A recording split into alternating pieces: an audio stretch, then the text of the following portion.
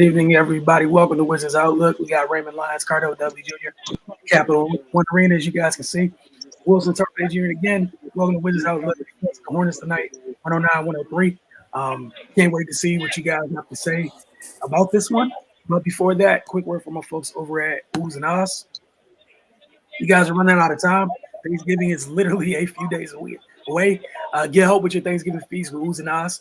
Order now at oozandahs.com. View the full menu and pre-order today at www.oozandahs.com/Thanksgiving. It's a key part, /Thanksgiving. If you guys order, make sure you do so. You give yourself a 24-hour window. And then Wednesday, you got 3 pickup slots. You got 12 to 3 p.m., 3 to 6 p.m., or 6 to 9 p.m. Again, that's on Wednesday, November 24th. Order now at oozandahs.com/Thanksgiving. All right, Cardell, you was in the building. Your thoughts on the Hornets holding off Washington's late furious rally to beat them again? They can't guard. They can't guard Terry Rozier. That's what I'm saying. No, but it was kind of eerily similar to last week's game. The 3-point shooting and the turnovers killed them. You can't turn the ball over against this team. They thrive off of it. It don't take much for them to get hot and get going. I don't think people understand that they're fourth in the league in points off turnovers. Give me 1 second. I have those notes here. They're fourth in the NBA and points off turnovers. They average 19.3 points per game, and they're fourth in the NBA in fast break points, averaging 15.2 points a game. The Wizards had 18 turnovers, and Charlotte scored 14 points off the turnovers. So, and then the thing with the Wizards is they actually did a good job of limiting their fast break points. You know what I mean? They didn't allow any from Charlotte, which is great, which is an outstanding job. The problem is the 3-point shooting. They turn the ball over too much in the 3-point shooting. Those are the same 2 areas that cost them the game last week.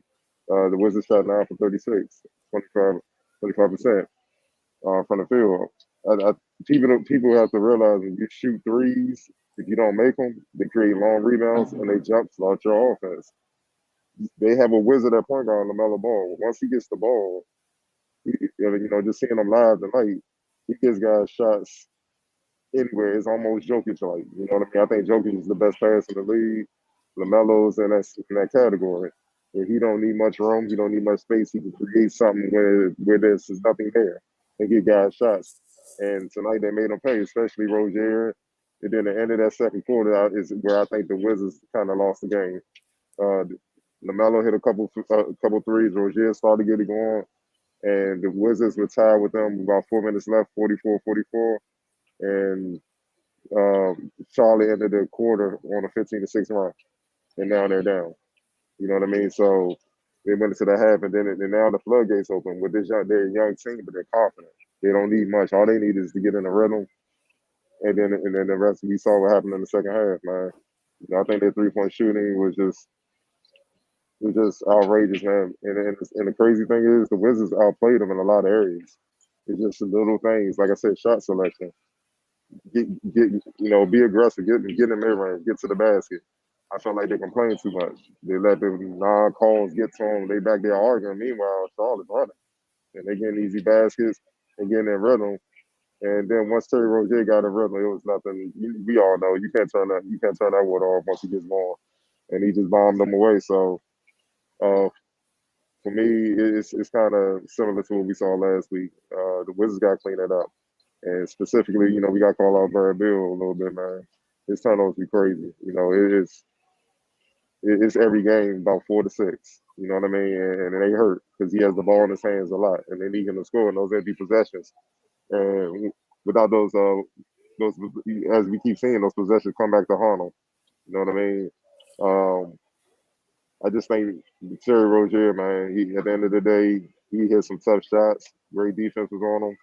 He just had it going. And sometimes in this league, when guys have it going, you just gotta shake their hand. It was their night, and tonight was his night. All right, Ray, your thoughts on this one? Yeah, I don't remember the last time I saw a team get out rebounded by 30 and still win the game. Like that's crazy. But again, man, it's like Adele pointed out, the turnovers and the 3-point shooting or lack thereof for the Wizards. And then it didn't help that Charlotte shot 48% from three. You know, yeah, they just ran off the gym, to be honest. I mean, they were hitting everything, and the Wizards just had too many laws during the game.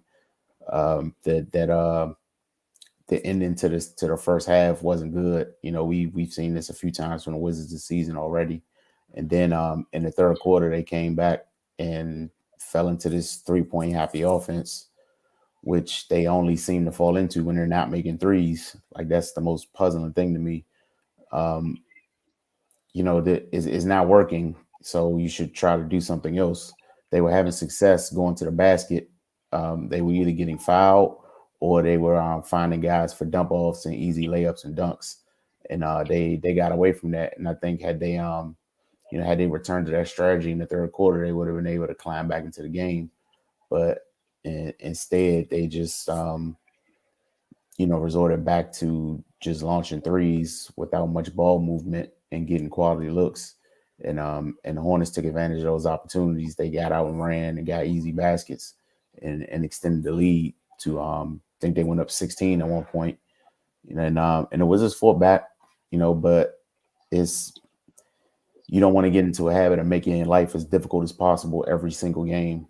They've been able to come away with some of those wins, but that's not a good trend to set.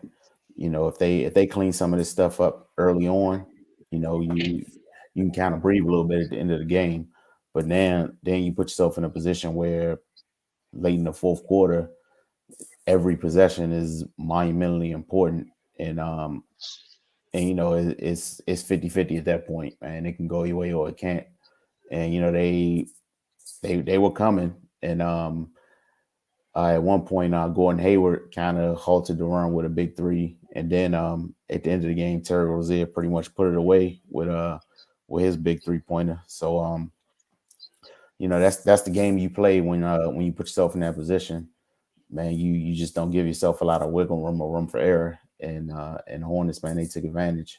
LaMelo Ball, he just turned up at one point, and like anybody that was standing in front of him, he just had no respect for. He sized him up, made a move, went to the basket, and either finished or found somebody for the assist. So yeah, man, he's going to be hell to deal with for a long time in this league, and this Charlotte team, they're young, they're confident, they're athletic, they can shoot, they got a lot of things going for them, man, and they're tough. They beat the Wizards twice within the span of a week. So yeah, man, they're going to have to deal with them, and they'll see them again later this season. And these early losses don't bode well for Washington, because Charlotte's just building confidence. So now every time they see you, they kind of feel like they can they're going to come away victorious. But yeah, man, Wizards, they got to be consistent. They got to put together complete games. They pick something new to struggle with every night. It's rare they have everything working at once. I'm not saying they got to be perfect in all aspects across the board, but it's got to be more complete and put together than this. You can't turn the ball over crazy and not make threes, but your rebounding is out of this world. You need a little more balance than that in order to win games against good teams. So, man, hopefully they can get it together, and we'll see. They got a 4-game road trip coming up. So yeah, man, the season is getting rolling now, and we said about 20 games in, we'll really see where they are, and it's getting to that point, and it's getting into the dog days where where it's going to start to kick in, and that it's going to start to wear on you mentally and physically. So yeah, man, they got to get over this complaining to the refs thing. It's going to happen. Every call is not going to go your way. It's going to be some games where the refs are bad. You got to play basketball, man, because once they make a call, it's over and done with. They're not going to stop the game to listen to you talk. The other team just going to run down and score points like Charlotte did tonight. So yeah, man, they gotta lock in and get better about that type of stuff. Yeah, like you guys said, saw this movie. What was it, last week? Dealing with Charlotte, big second half, and we got Washington out the way. Charlotte kind of went into that zone for a little bit, packed things in, and Washington felt, they took the bait again, and decided we're just going to shoot jumpers. There's no reason to attack the basket anymore. And like both Cardell and Ray said, you want to do that. Those are long rebounds. Charlotte doesn't waste any time once they get that ball off the rim. They're flying up and down that court. So you taking jumpers and bailing them out. That's you're letting them off the hook. And then they're allowed to do what they want to do. In the turnovers, you're giving a team like that extra possessions. You guys laid it all out. And then again, it's getting kind of annoying that in the fourth quarter, after you went through your phase of we're going to take a bunch of threes for no good reason, you start getting in rhythm. The threes start falling because you're playing basketball again. You're getting into the paint. You're moving the ball well. They're in rhythm shots. And shout out to Trez for being one of the lone constants all night for them. Big game from him. But, it's they kind of need to follow his lead a little bit more and keep attacking. It's too many times there in games where, like you guys mentioned, something doesn't go someone's way and they kind of fall back, and you don't they don't have that luxury to not be getting back, to be arguing or not even arguing, just whining about calls. Get back, hoop, play defense. Again, we gave him credit for bouncing back against Miami, but even against Miami, some of these games are taking the same trends. Got a big road trip coming up. Want to see if they can fix some of these, because some of those things aren't great.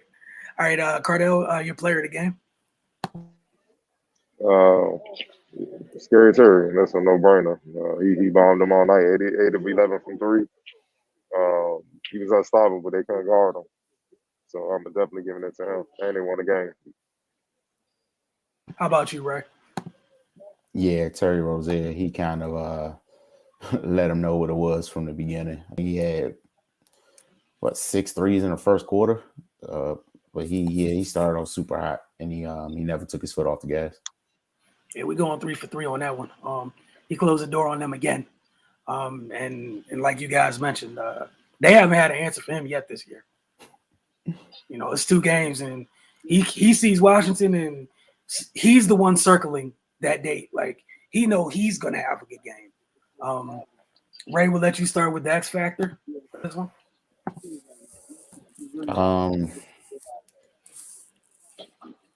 I mean, I guess you give it to LaMelo Ball. I mean, he had a great game, 28, 13, and 7. Just kind of controlled things, when he was the one that kind of got things rolling for Charlotte in the second quarter to create some separation.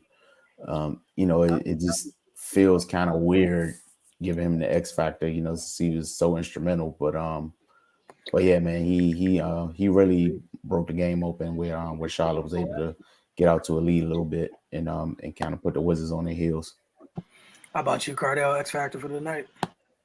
Yeah, I was gonna go with LaMelo. Just watching him in person, he keeps pressure on your entire defense. He keeps unreal pressure on them. Like, you really, it's not enough to just guard him on ball. The whole team got to be in sync, man, or he gonna carve you up. Like, if someone's open, they're getting the ball, and it doesn't matter if it's a tight space or wherever they are on the court, he can get it there, and his teammates know it. You know what I mean? So when he gets it there, they're in prime position to make the play, and that stresses defenses like no other. And then when you compound the Wizards' shooting struggles, that's why they started pressing, trying to make up for it. You playing right into his hands, and then he already, as a young player, is starting to understand how to control games so they can win, how to slow it down, how to speed it up. He's starting to recognize situations at this level, and when he fully figures it out, it's gonna be hell to deal with that kid. You know what I'm saying? Like, triple double, and he had 6 turnovers. If he had those back, easy triple double. You know what I'm saying? So it's not. I got to just say this. It's not so far this season. Brad and Dinwiddie, they either been neutral or they canceled each other out. It was equal in the backcourt play, or they won it. this is the first time where another team's backcourt outplayed them, and they lost the game because of it. Yeah, like even for this, I just wrote Charlotte backcourt, period, on this section.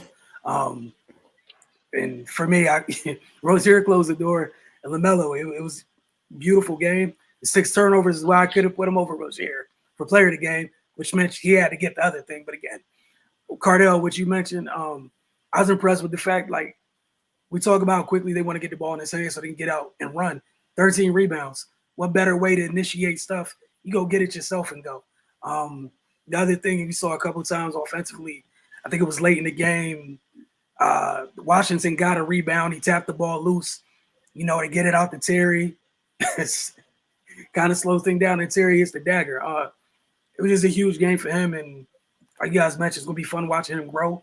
And for Washington, you guys are they're gonna have to figure out this puzzle because they're in your division, and that's 2 games you dropped to them already. Yeah.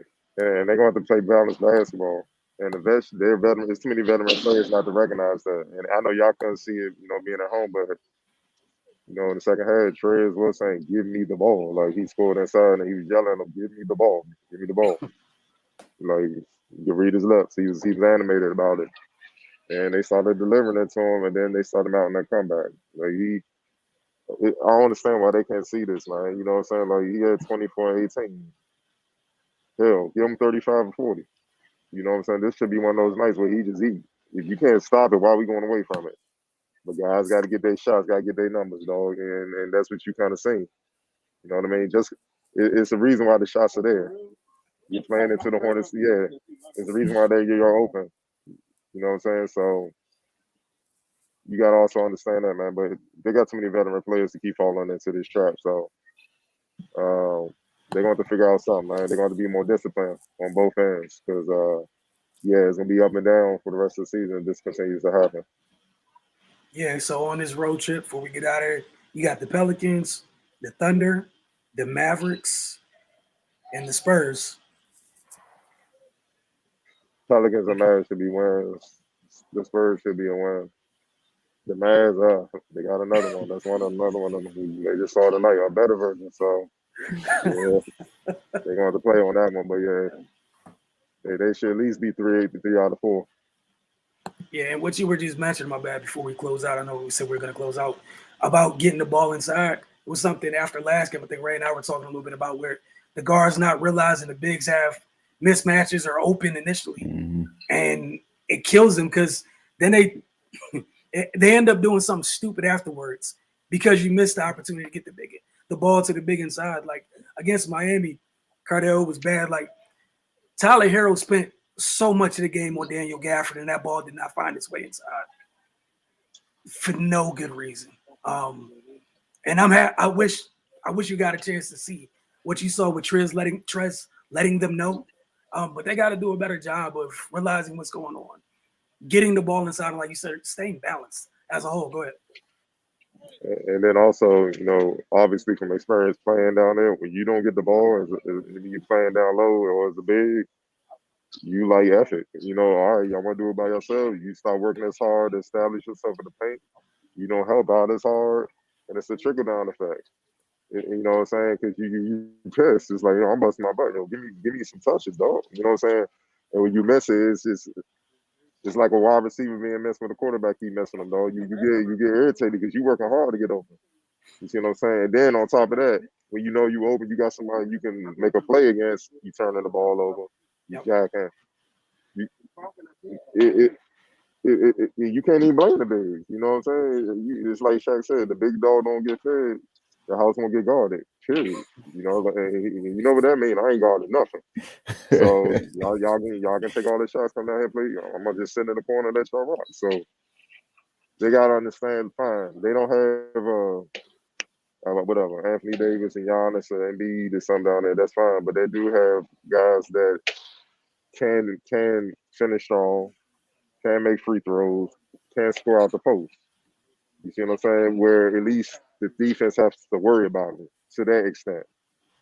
Then while they're focusing on the low, it'll open things up for you. It's simple basketball. And the guy said, I don't mind the threes within as long as it's within the flow. But some of these threes, they just jacking, and I don't know why they keep falling for the same trap. It always ends up in the L. It's just they haven't won a game playing this way at all this season. So what more they need to see? I don't know. Miami did it for a little bit too. Game was tight. Miami they went into that little junk zone for 2 seconds, and they automatically, Washington immediately started jacking up threes and jump starting Miami's transition offense. And then after Miami got a little lead, they went back to playing their regular defense. Charlotte did it. Look, man, things going up and down. Let's control the game. Let's fall into that 2-3 real quick. Oh man, free possessions. Let's get out and run. Like you said, I want to see, because again, you know, you talk about all the time scouting reports. These are different teams doing the same thing at some point in the game where they just roll the zone out for a couple possessions, 3-4 minute stretch, and you give them exactly what they want every single time. Why? Discipline, mental toughness. Stay with it. Stay. Even though it may not be working, you gotta stay with it sometimes, man. I'm not talking about 3-point. I'm like, stay with the game plan, go on the shreds. It's like teams now be trying to win fast. Like bomb them away. No, you can slow grind this W, and that's what throwing it into the paint is. It's a slow grind. You see what I'm saying? Look, it's only one backcourt where when they shoot, I don't question it, and they all on the West Coast. It's 21 teams that's proven to do that. It ain't this team. So, and sometimes, and here's the thing, they've lost the championship playing that way. So it makes you think you exempt, and you can't shoot nearly as good as them. So they just gotta be more disciplined and stay with their balanced attack. When they're balanced, they're a well-oiled machine. When they get trigger happy from deep, we get what we get tonight. And the craziest part is their default setting once they're in trouble is just to play balanced basketball, which you could just do the whole time. Like your default setting is actually what you just, like you said, just stick with it. Your default setting is what gets you back in the games. Just how about we skip the acting crazy part and just stick with it, like Cardell is saying. So that'll be the challenge as they go on this road trip. Cardell, Ray, you guys have anything else you want to add before we find out how they start this trip off on Wednesday? Again, stop bitching. The refs ain't changing their mind. It hasn't happened in the history of basketball. You're back, dog. Just get back. There you go. That's the last thing I gotta say. Stop bitching. I think that's a perfect way to exit. Thank you guys for hanging with Wizards Outlook. We'll see you guys Wednesday night after the Pelicans game. And that's a wonderful start time at 8 p.m. So we'll see you guys sometime between 10:30 and 11 p.m. Eastern. Gotta love it.